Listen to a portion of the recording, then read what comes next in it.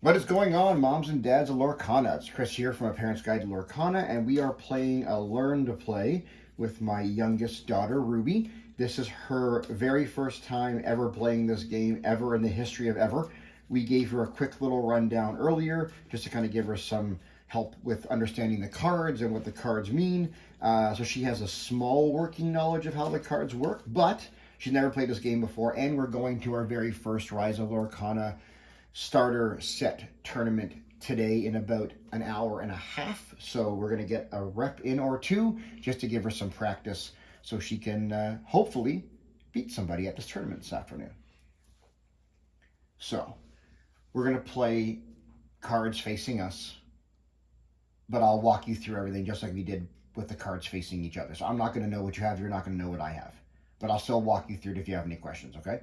So we're going to draw 7 cards. 1, 2, 3, 4, 5, 6, 7. Okay, so have a look at your cards. And remember what I said, you want to put them in order of smallest to largest. Just helps you make it a bit easier to understand what you're looking at.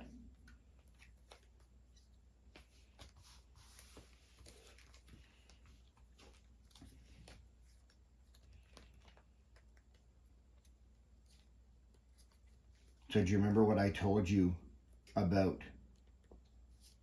the cost of cards you want to see in your hand? What do you want to see in your hand before you determine if you don't want to keep that hand or not? What kind of cards you want? If you have all 7s and all 6s, is that good? No. Why not? Because, So let's ask a different question. What does it cost to cast a spell and play a character? What is the currency? Ink. Ink. Very good. So if you've got 7 costing cards, 8 costing cards, 5 costing cards, 4 costing cards, how many ink is it going to cost to play those? How many ink? 5 or 4, or whatever. You got it, or whatever it costs. So if you have all high costing cards, you're never going to see those cards for the first 4 or 5 rounds. This is not good. So you want to make sure you've got some 2s, some 3s, maybe a 4, maybe a 5, but anything higher than that is too high for now. But remember how I told you last time, sometimes the high cards are good for later. So you don't always want to get rid of them just because they're high. But would you say in your hand now, you've got enough 1s, 2s, or 3s to kind of get going? You do. Very good. Okay, so you want to keep the hand you have. Very good. Okay, I will discard 2, because these are very high. I don't think I'm ever going to get them, and I will draw 2. It's a little better. This is a little better. So I got some cards that I can actually do something with earlier on, which is very good.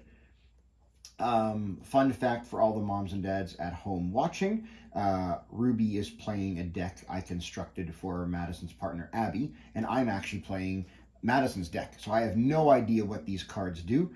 I have a working understanding of them because Madison plays against me with them so much, but I don't know what any of these cards really do. So I'm at a disadvantage today. Even though I understand the game mechanic, I don't really understand the deck. So hopefully Ruby has a bit more of an advantage to take me down today. I'm going to go first just to keep the flow moving. I'm going to go ahead and ink a Merlin. And I do not have any 1 costing card, so I'll pass the turn to you. So you're going to draw a card first. And part of the strategy is inking a card that might be a bit higher cost, so you won't be able to play right away, but also not throwing a card away that's super good for later. This is where the strategy comes in.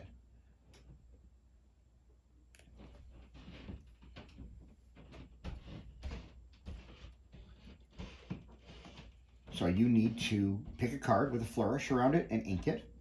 But you gotta tell me what it is. Okay. You're gonna ink Maui. Okay, put him down. Now, do you have any 1 cost cards in your hand? So you can activate or tap your ink. You're paying the cost now, and you're going to cast. Who are you going to cast? Olaf. Very good. Now, I would say keep him somewhere in the middle. Middle is the drawing area. Top is the in-play area. So, can you do anything with Olaf? Why? Because And he's drawing. He's drawing, exactly. So when you cast a card, they can't do anything the first round. Now, do you have any more ink in your inkwell? You don't. So you can't play any more cards. So I'll pass the turn to you. you pass the turn to me. And I will draw a card. All right. I will ink another Merlin. I will pay 2 ink. And I will play Coconut Basket. Coconut Basket. Whenever you play a character, you may remove up to 2 damage from any chosen character. So this stays here on my table for all time, unless you banish it with a card that says you may banish an item. So every time I play a card, I can automatically remove some damage. So Madison does very well with this card. So I have no more ink, but I can pay the cost of cards. I've played my 1 card. He can't do anything. So I'll pass a turn to you. So you draw a card, ready your ink, and then move Olaf up into the play. All right. Now remember, he's still safe because He's up top. He's up top, but he's not on a He's not turned, so he's not on a quest or a challenge. Very good. Okay, so now, do you have a card that you can ink? Do you have a 2-cost card maybe? So you definitely need to ink something so you can play that 2-cost card next. So now the choice is, what do you want to ink? You want to ink Tango. Okay, so put the ink in your inkwell. Okay, now you're going to pay the cost of 2 ink to cast who? Who's your 2-cost card? What do you got there? LeFou. Let's have a look and see what LeFou does. When you play this character, ready a chosen character. See, this is a cool card. So, I'm going to let you take this back. You're still going to play it. I'm going to let you take this back, but watch. When it's your turn, you don't have to do anything in the order that I taught you. You don't have to draw first. You don't have to ink first. You don't have to challenge or quest last. You can do anything you want in any order. So, what does that LeFou card say at the bottom? When the card is played... When you play this character, ready chosen character, they can't quest for the rest of the turn. Okay, so, if a character has gone on a quest, they can't quest again. But if a character goes on a quest, that makes them vulnerable, right? So this is what you're going to do. You're going to quest with Olaf for 1 lore. Now you're going to play LeFou. So pay the 2 ink.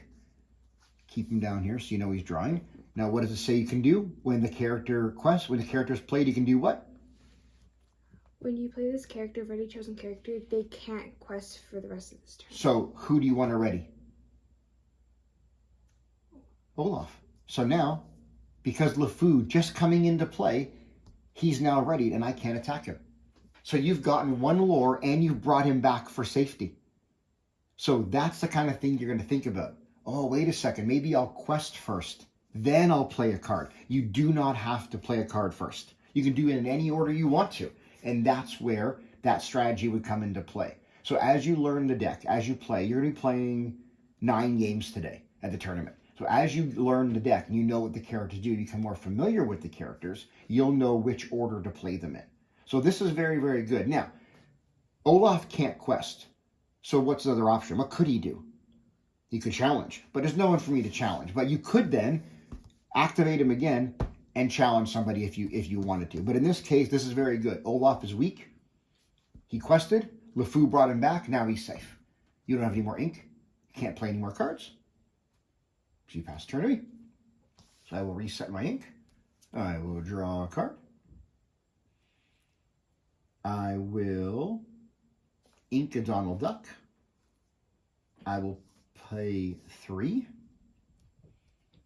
And I will bring out Jasmine. Jasmine is a 3/3, 2 lore, doesn't do anything fancy. I can't do anything with her now because she's still drawing, so I'm going to pass the turn to you. So you are going to ready your ink. You're going to move LeFou up to the play. You're going to draw a card. Now you can determine, same as last time, if you want to pay ink, if you want to add ink to your inkwell, if you want to quest first, or challenge first. You can do whatever you want to do in any order. Traditionally, the order is draw a card, ink a card, play a card, do stuff. But like I showed you the last time, you don't have to do it in that order. I only have 2 cards I have ink though. Okay, see, now this is a problem. You don't have inkable cards, right? You have a lot of uninkable cards in your hand. However, do you have any uninkables that are 2 or 3? Because you're going to have to play those next, most likely. So, do you want to ink something? Do you need 3 ink to play it? Or can you play a non-inkable with the 2 ink you have and not ink anything at all? I can't. You can. Right. So, try that. So, tap your 2 ink to pay for the cost. And you're going to play what? What's the card? Just...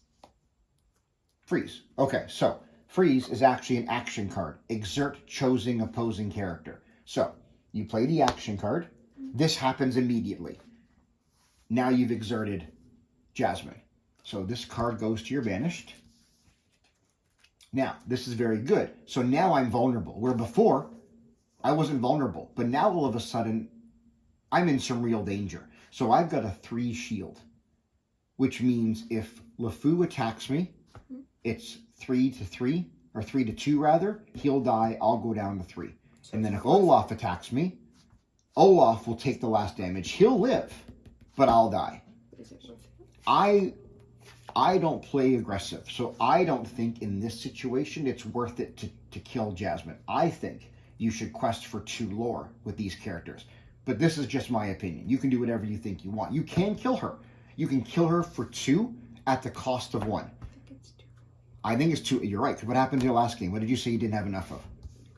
Cards. Exactly. You were dying too early. So I would say leave Jazz alone and quest for 2. So they go on a quest, and that die goes to 3. Very good. So you have no more. Now you can ink now if you wanted to, but you don't have to. I think you chose not to ink on purpose to play that LeFou. So you have no more ink to pay for the cost. You pass the turn. So I'm going to set my ink. Ready, Jasmine. Draw a card. Okay. I'm going to ink coconut baskets. I'm going to pay 1 to bring up Pascal. And I'm going to pay 3 to sing this song called Friends on the Other Side. When you sing this song, you can draw 2 cards. So now I get 2 free cards. And this song goes to my discard. Now, Jasmine. Jasmine is a 3/3. So I can kill LeFou, but I'll take 2 damage. I can kill Olaf, but I'll take 1 damage. I don't know that that's worth it right now. I don't think that's worth it. So I'm going to activate Jasmine, and I'm going to have her quest for 2. So I will go ahead and put 2 lore. Pascal is still drawing. I don't have enough ink to do anything more, so I will pass the turn to you. So you reset your ink, you reset your characters, you draw a card. So you got it. You get the hang of it now. So now the question is, do you have any more 2-cost characters, or are they all higher than 2? My lowest is 3. Okay, so you need to ink something at this point. So now you got to look at your cards in your hand and say, what do I think is least valuable? What do I think I can bear to be without? And your answer is not going to be right all the time. I've been playing this game for months and months and months, and my answer is also not right all the time. Alright, so I'm going to do Moana because you can banish Taka, but you know that I don't have a yeah. Taka. Right, exactly. So, but you're gonna ink Moana? Cool. So now you've got 3 inks. So now you can pay the cost of the 3, and you can play a 3-costed character. I can just do 2. Or just do 2 if you don't want to do all 3. You can do whatever you want to do. Or just 1 if you have a 1-costed character. You can do whatever you want to do.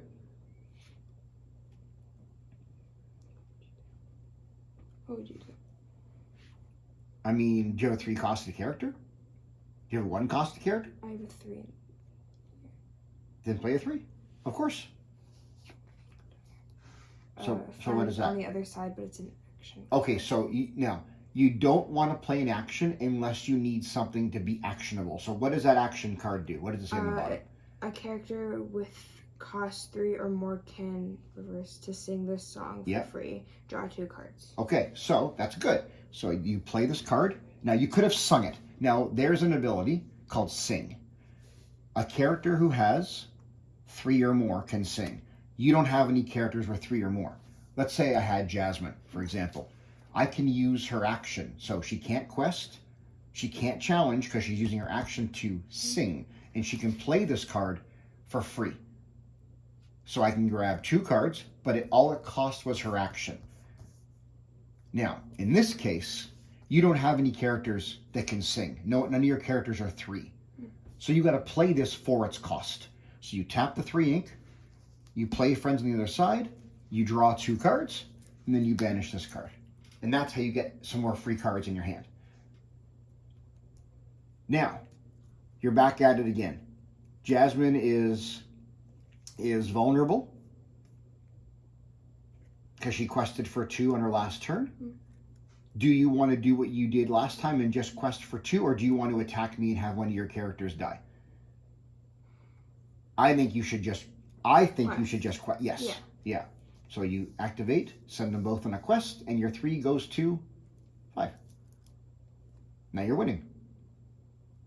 And that's something. You can't do anything else with your cards, right? You don't have enough ink to pay for cards. We have I only have 3 cards that are have lore. Lore ink. I mean lore? Lore. Yeah. The rest of them are action. I mean, it's a bad shuffle. It's a bad shuffle. So we're gonna ready Jasmine, bring up Pascal, set my ink, draw a card. I'm going to ink Rabbit's Pocket Watch. I am going to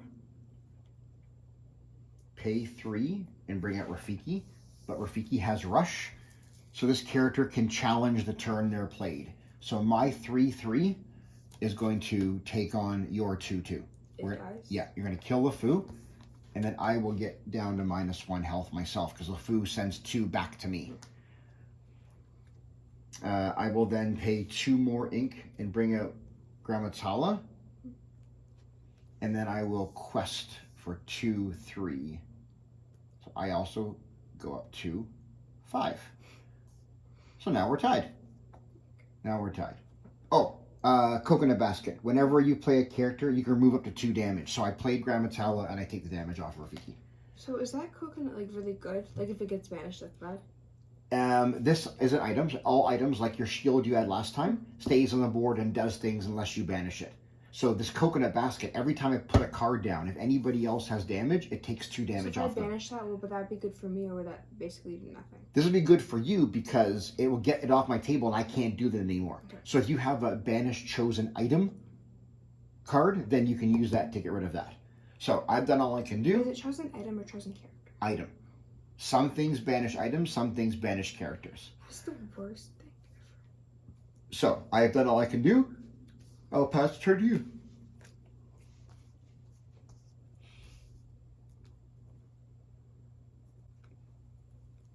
So we are in a situation where you need to start getting rid of these cards. So you need to do something to get rid of these cards as fast as possible.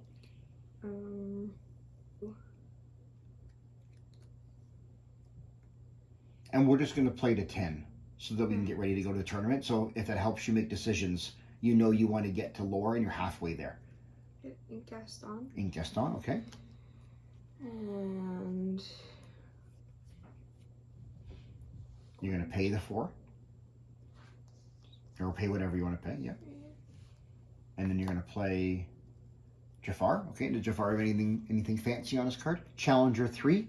Well, challenging this character gets +3. So your 2 is actually a 5. Because you get +3 because you're challenger. That's very good. So he's still drawing. Olaf is out.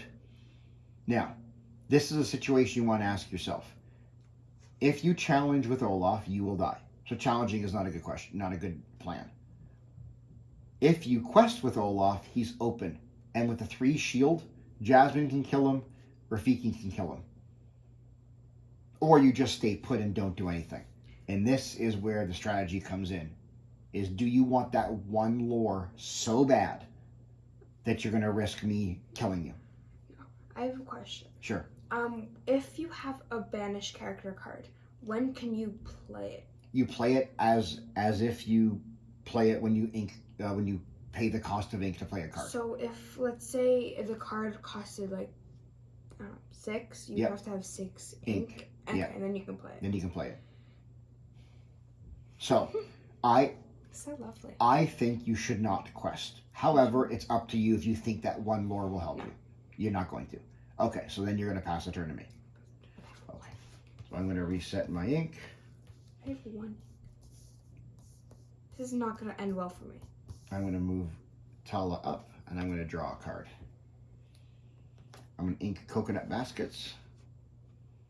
I'm going to pay 4 and bring out Elsa. I cannot challenge anybody over there because they're both in the safe position. So I'm going to go ahead and quest 1, 2, 3, 4, 5. So I won the game. Unless you want to go to 20. I'm okay. You want to go to 20? Give yourself a bit more of a practice? Sure. Okay. So I'm at 10. That is all I can do. So I'll pass the turn to you.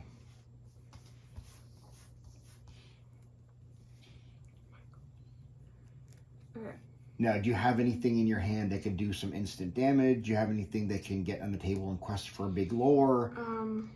Because you know I've got 5 here. Okay, show me how to do it. Okay. So you're going to pay the cost of the ink? Okay, wait. Never mind. You can't do it? I don't have 5 cards. Why don't you ink something to give yourself a 5th ink, and then you can use it. Oh, I have 4. Oh my god. I'm gonna ink Moana. Okay. And I'm going to use Dragon of Fire. Ooh, Dragonfire. So you're gonna banish the chosen character. So do you want to banish? I don't know which one's better. So I would choose between one of these two because Jasmine quests for 2, Rafiki quests for 1, but he's strong. I think I would banish Jasmine. Yeah, so I'm gonna banish. So Jasmine. Ruby just Dragonfired my Jasmine. Okay. Oh, my bad. Now, you've got a 3/5 Jafar or 2/5 Jafar. Yeah. So your Jafar will. I'm technically challenged. Well, you could kill Grandma or banish rather. You could Gramish. You could Gramish. You can banish Grandma Tala with Olaf 1/1. He'll only take 1 damage.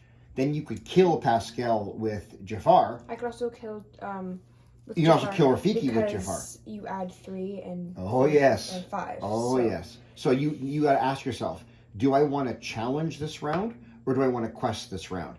You're 5 behind, but I think if I were you, I would kill Rafiki, kill Grandma Tala, leave me with just Pascal, and then challenge the next round. That's what I would. So what can I do with both of these cards? Okay, so Pascal has evasive, you can't touch it, right? Your 1/3 can banish my 1/1, no problem. So let's say you do that. We fight. You banish. Grandma Tala throws 1, and you go down to -1. Okay, and you've activated. Then you want to use Jafar. He is currently a 2/5. His challenger makes him a 5/5. So you want to challenge Rafiki. Rafiki will throw 3 back at you. So you will go down to -3 because you have 2 left on Jafar. So in that turn, you've gained no lore, but you've taken 2 of my heavy hitters off the table. I think this is a good play. So I will ready Pascal. I will move on up and I will draw a card.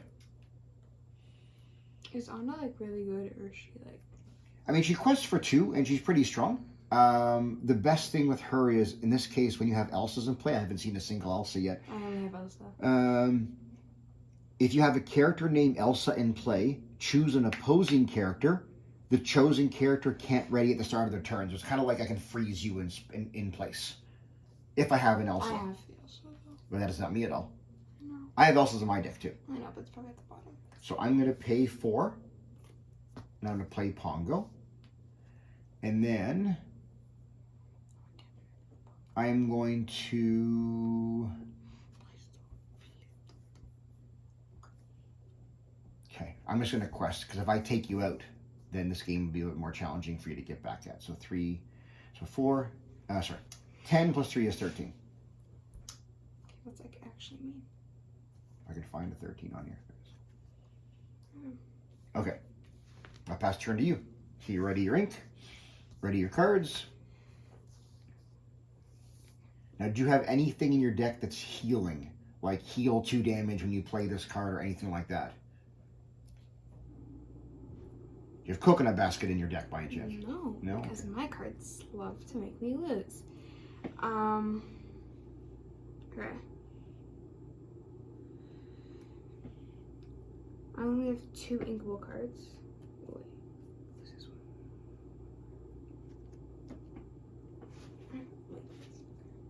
Now, do you have enough ink in your inkwell to pay for your other cards, or no? Do you need 6 or more? I do have. I mean, only for 1 card I have 6, but the rest of the cards I can. You can afford. But the 5 that I have, I want to save for the Pongo? Yeah. Okay, that makes sense. So why don't you? Do you have a 3 cost or a 4 cost? I have a 1. I have 1 that's inkable, a 2 that isn't inkable, and a 3 that is inkable. What are your values? What do they cost?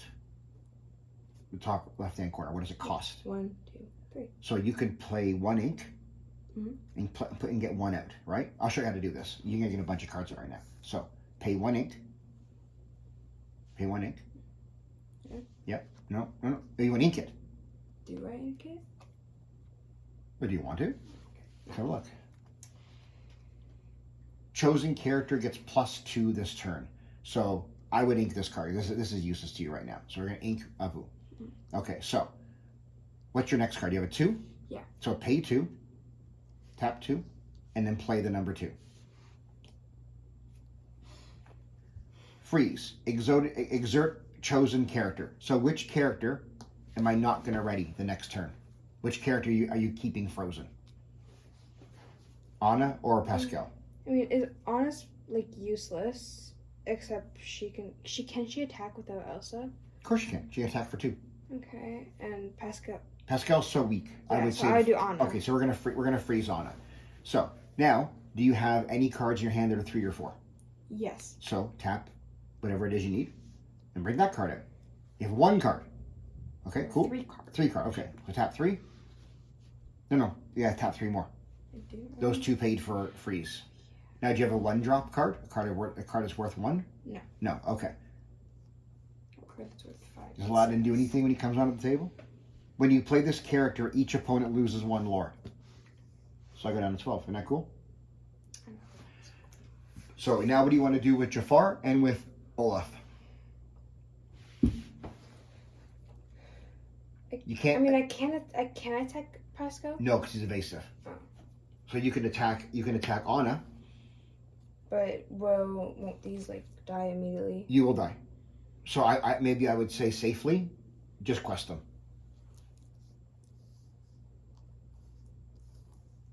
There you go. So 5 goes to 7. Keep your 5 up. All right, that's fine. 6, and then you do a number 1. So you've got 7. Okay, so you've frozen my Anna, so she has to stay frozen. I'll ready Pascal. I will move up Pongo and withdraw a card. Okay, I will pay 4 and bring out Mickey, pay 2 and bring out Gramatala. I can't do anything with Elsa because you have currently frozen her this round. I will quest with Pongo and quest with Pascal for 3. So I will go up to 15. I will go up to 15. And that is all that I can do, so I'll pass the turn to you.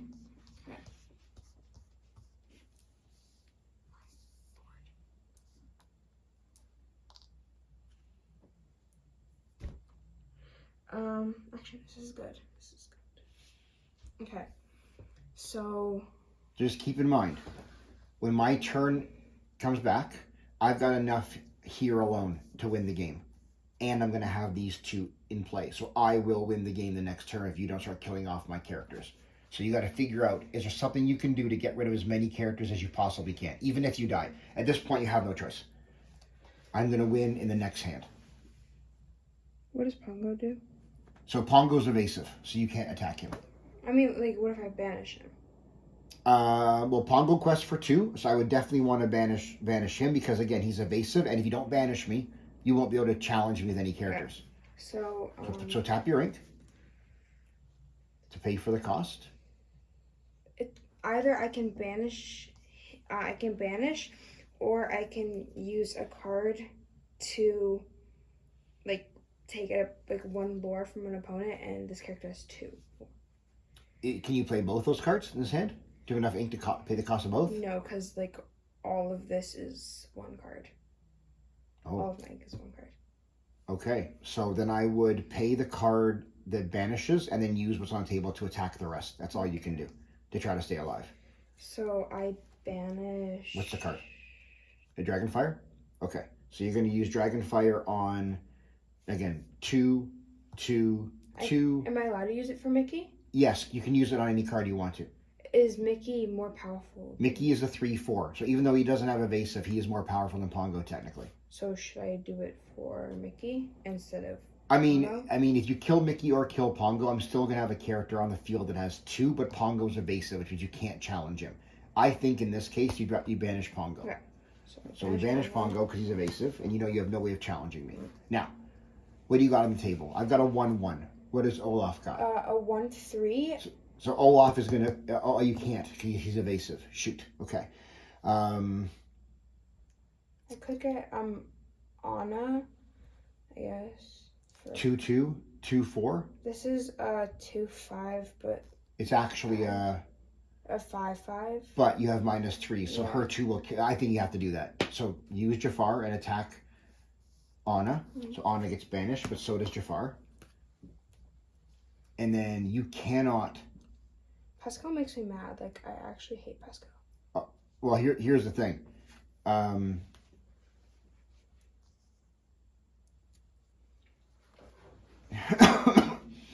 Yeah, I mean, he's only 1, so you really can't do anything else, right?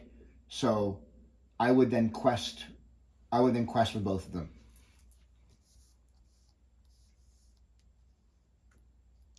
Okay. So you are at 7. Now you're at 9. 9. Okay. I will reset. I'll move up. Your 100's not gonna win. I will draw a card.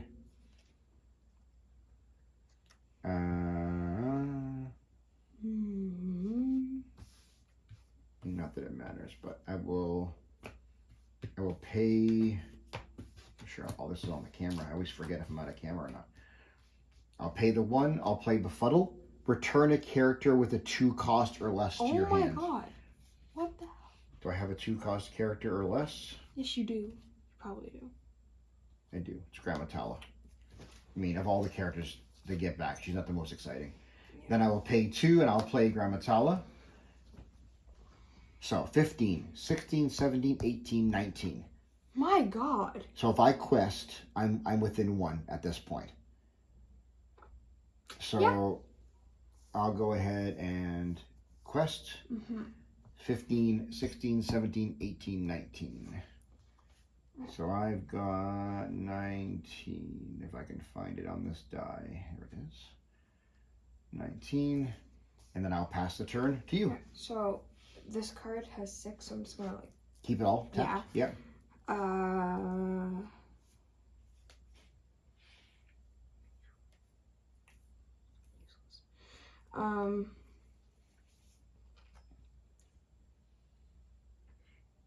So this card... Yep. This card is like, when you play this character, you may draw a card. Okay. Is that really useful? I mean, you want more cards in your hand, but I'm gonna win the next turn. So you need to do something to get. You need to bring out big, powerful cards to beat me. I can just like ink this. Yep. Doesn't matter. Yep. And then I'm gonna bring out Rapunzel. Okay. And when you play this character, each opponent loses 1 lore. Each opponent loses 1 lore. All right, so I go down. And she has 2 lore. 18. So 9, 10, 11. So I have 11. You don't get lore. I don't. No, you have to quest for lore still. Oh, yeah. Yeah. What if I quest? Next round. So now you know that I have enough here to win the game. All I need is 2. So I think at this point you need to use.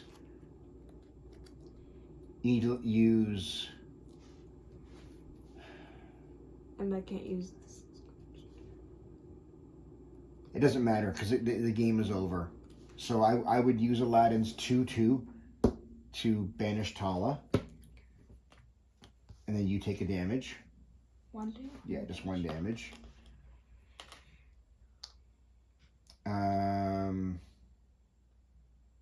I would quest with Olaf. So you get another 1. And you can't do anything. So I will reset. I will move up. All I need is 2. So I will just quest a Mickey to 20 and I win. Very fun. Okay. Yeah. So I'm so confused. we've got 1 learn to play game and 1 pretty much game where you did it yourself. How do you feel about the game? Do you like it? I do. Do you understand it? Partially. Do you understand it more than you thought you would? Partially. Yeah, I know. You got it very, very fast. I knew you would. All right, moms and dads, Lorcana, that is it for this episode. I hope you enjoyed this Learn to Play. Again, it just goes to show you can play with any child at any age, and they can pick the game up. It's very easy to pick up. It's very difficult to master, so you can bring in, if you have a family of different age groups of kids, it doesn't matter. They can all learn at their own pace, but they'll all get it eventually. And again, it goes to show you I've got an 18-year-old, a 15-year-old, and a 13-year-old now who understood the game. And Ruby and I are heading out to our first ever Rise of the Floodborn starter set tournament, where after tonight's performance, I really think she is going to do very, very, very well. So thank you so much for hanging out with us. Please like and subscribe. Make sure you check us out over on Instagram at A Parent's Guide to Lorcana. You can find me in the Facebook group. I'm just at Chris Zenga, or you can go to our Discord, A Parent's Guide to Lorcana Discord. Leave us some comments. Reach out to us, ask us some questions. If you have anything you want to have us answer while we play, we'd love to do that. And we'll see you real soon.